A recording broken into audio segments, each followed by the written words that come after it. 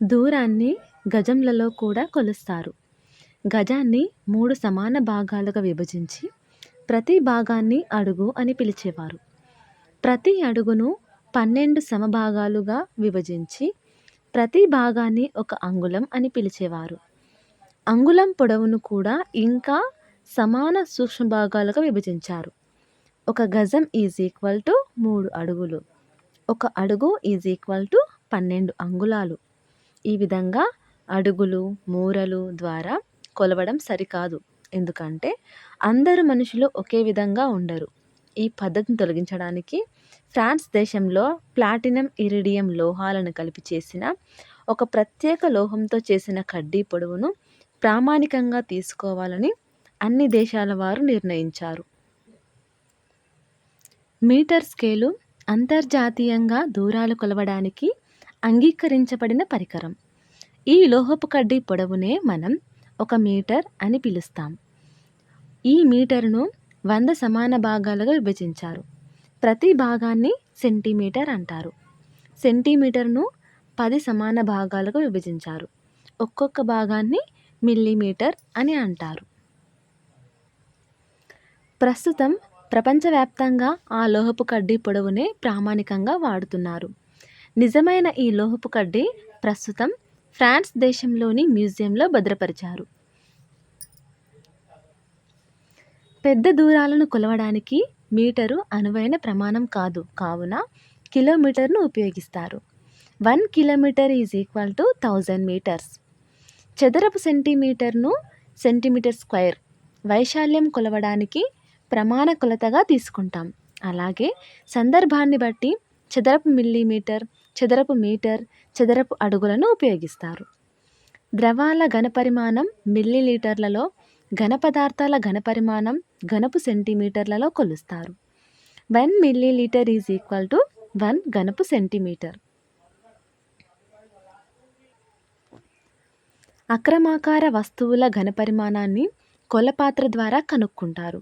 ముందుగా కొలపాత్రలో సగం వరకు నీటిని తీసుకొని దాని ఘనపరిమాణం ఏను కనుగొని దానిలో మనం కనుగొనాలనుకున్న రాయికి తాడును కట్టి కొలపాత్రలో ముంచి ఇప్పుడు దాని ఘనపరిమాణం బిని కనుగొనాలి. మనకు రాయి ఘనపరిమాణం కావాలంటే బి మైనస్ ఏ చేయాలి. రాయి ఘనపరిమాణం is equal to b minus a ఘనపు సెంటీమీటర్ లేదా మిల్లీలీటర్. ఒక వస్తువు ఆవరించిన కొలతను ఘనపరిమాణం అంటారు. ద్రవాల ఘనపరిమాణాన్ని మిల్లీలీటర్లలో కొలుస్తారు. ఘనాల ఘనపరిమాణాన్ని ఘనపు సెంటీమీటర్లలో కొలుస్తారు.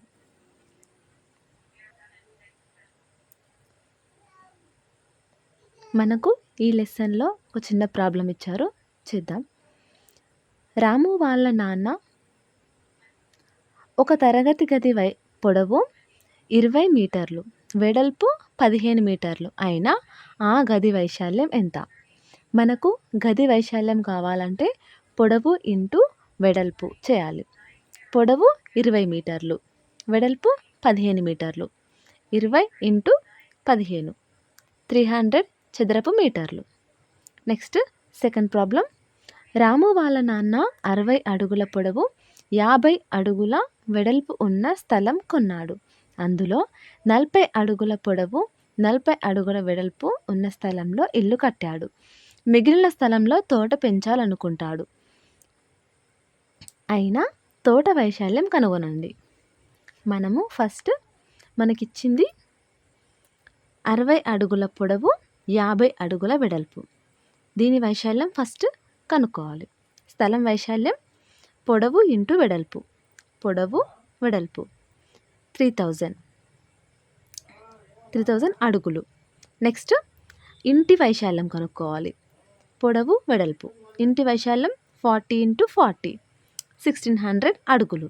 ఇప్పుడు మనకు తోట వైశాల్యం కావాలంటే స్థలం వైశాల్యంలోంచి ఇంటి వైశాల్యాన్ని తీసేయాలి. స్థలం వైశాల్యం మైనస్ ఇంటి వైశాల్యం, మిగిలింది తోట వైశాల్యం. అంటే అతను పెంచాలనుకున్న తోట వైశాల్యం 1400 అడుగులు. 1 హెక్టారు ఈజ్ ఈక్వల్ టు 10,000 చదరపు మీటర్లు. 1 kilometre is equal to 1000 metres. ఒక మీటర్ ఈజ్ ఈక్వల్ టు 100 సెంటీమీటర్లు. ఒక litre is equal to 1000 millilitres. ఒక centimetre is equal to 10 millimetres. అరటిపండు ఘనపరిమాణాన్ని కొలపాత్ర ద్వారా కనుగొనవచ్చు. చిరుతపులి వేగంగా పరుగెత్తగలిగే జంతువు. ఇది గంటకు 97 కిలోమీటర్ల వేగంతో పరిగెత్తుతుంది. నత్త జంతువులలో నెమ్మదిగా కదిలే జంతువు. ఇది సెకనుకు 0.013 నుంచి 0.028 మీటర్ల వేగంతో చలిస్తుంది. ప్రపంచంలో దాదాపు 2700 జాతుల పాములు జీవిస్తున్నాయి. పక్షుల్లో అతి చిన్న పక్షి హమ్మింగ్ బర్డ్. దీని పొడవు 5.7 సెంటీమీటర్స్. అన్ని పక్షుల్లోకెల్లా మగ ఆస్ట్రిచ్ బరువైంది. దీని బరువు 345 పౌండ్స్ లేదా 156 కిలోలు. మన శరీరంలో పొడవైన ఎముక ఫీమర్. ఇది తొడలో ఉంటుంది. ఆరోగ్యవంతుడైన మానవుని గుండె జీవితకాలంలో 2.5 బిలియన్ల సార్లు కొట్టుకుంటుంది. మానవుని గుండె నిమిషానికి 5 నుంచి 30 లీటర్ల రక్తాన్ని పంపు చేస్తుంది. మానవ శరీరంలో నీటిపై తేలగల అవయవం ఊపిరితిత్తులు అని అమెరికాలోని మిన్నెసోటా సైన్స్ మ్యూజియం పేర్కొంది. మానవుని పుర్రెలో నిజానికి 22 ఎముకలుంటాయి. ఇవన్నీ కలిసిపోయి ఒకటిగా కనిపిస్తాయి. దీన్ని క్రేనియం అని కూడా అంటారు. ఉభయచరాల జీవిత చరిత్రలో గుడ్డు, లార్వా, ప్రౌఢజీవి అను 3 దశలుంటాయి. స్పంజికలను రసంగా పిండి కదపకుండా ఉంచితే అది తిరిగి మళ్ళీ స్పంజికగా మారుతుంది. మన శరీరంలో 206 ఎముకలు, 230 కీళ్ళు ఉంటాయి. జిరాఫీ మాదిరిగా మనిషి మెడలో 7 ఎముకలుంటాయి. మన శరీరంలో అవయవాల కదలికలన్నీ కండరాలు, ఎముకలు, కీళ్ళ మీద ఆధారపడి ఉంటాయి. ఎముకల చుట్టూ ఉండే కండరాల జతలు సంకోచిస్తూ, వ్యాకోచిస్తూ అవయవాన్ని కదిలించడానికి సహాయపడతాయి.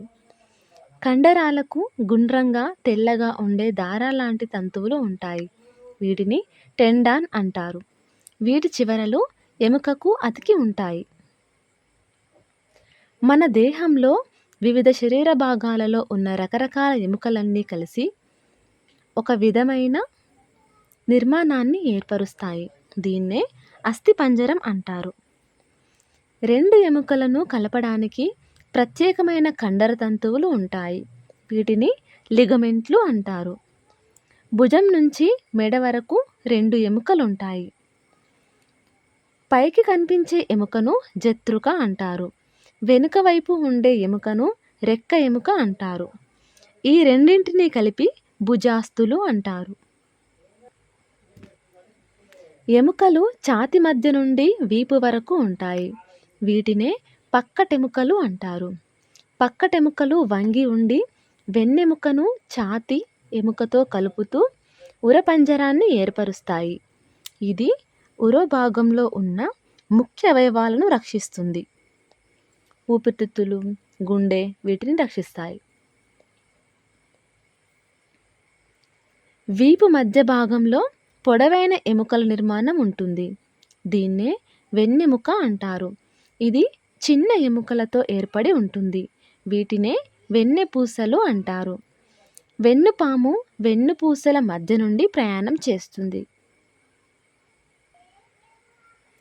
శైశవ దశలో వెన్నెముకలో 33 వెన్నుపూసలుంటాయి.